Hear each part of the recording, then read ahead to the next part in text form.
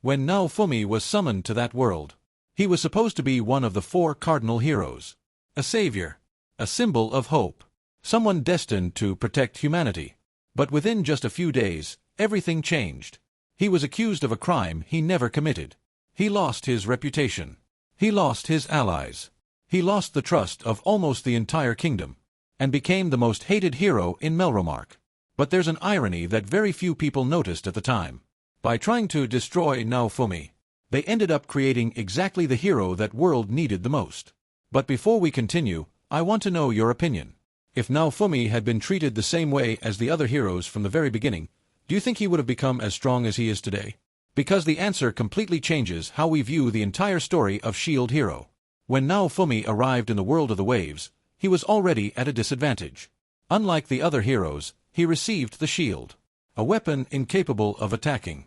A weapon that many considered inferior. And before his journey even began, he was already viewed as the weakest of the four heroes. But everything became worse after Myne's false accusation. In a matter of hours, Naofumi lost everything. His money. His status. His allies. His reputation.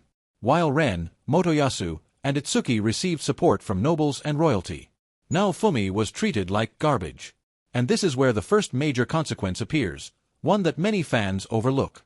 Because the other heroes were never forced to truly understand the world they had entered. Naofumi was. While the others relied on soldiers, adventurers, and government support, Naofumi had to survive on his own. And that completely changed his growth. For example, Ren believed he was inside a game.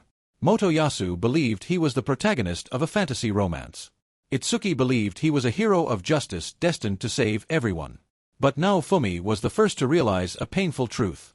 That world was real. People died for real. Mistakes had real consequences. And that difference in mindset slowly separated him from the other heroes.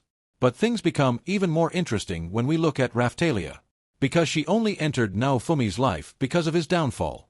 If he had been treated like a normal hero, he probably never would have purchased a sick demi-human slave. He never would have met Raphtalia.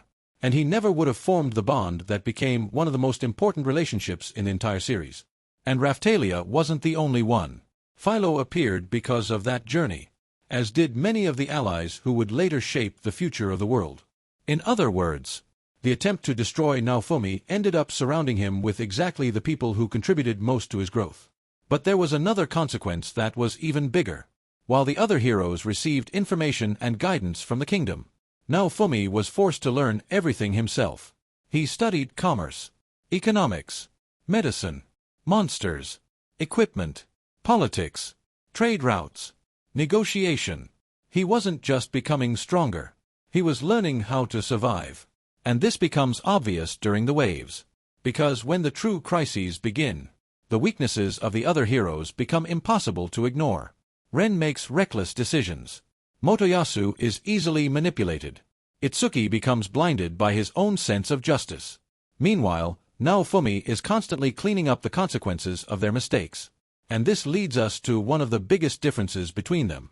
The other heroes were trying to look like heroes. Naofumi was trying to protect people. At first, those may sound like the same thing. But they aren't. And the light novel makes that distinction very clear. Several disasters throughout the story happen because of careless actions taken by the other heroes. While Naofumi is usually the one forced to deal with the aftermath. But the true turning point comes later in the story. Because as the arcs progress, Naofumi stops being just a rejected hero. He becomes someone capable of influencing entire nations. He forms alliances, earns international recognition, leads armies, participates in conflicts between worlds, and begins facing threats far beyond the waves. All because he was forced to grow in the hardest way possible. And perhaps the greatest proof of that can be seen in the other heroes themselves. Because throughout the light novel, they repeatedly fall into despair. They lose confidence. They lose purpose. They lose direction. Naofumi already experienced all of that at the very beginning. He was broken before everyone else. And because of that, he rebuilt himself stronger. But there's another detail that many fans fail to notice. Even the shield itself evolved because of those experiences. Throughout the story, Naofumi unlocks countless shield forms and abilities connected to his emotions, struggles, and personal growth. Many of those powers emerged directly from the darkest moments of his journey.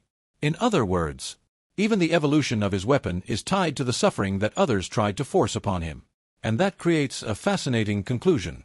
If Melromarc had welcomed Naofumi from the beginning, he might never have become the hero we know today. If Myne had never lied, Raphtalia might never have entered his life. If the Church of the Three Heroes had never persecuted him, he might never have developed the strength necessary to face the world's future threats.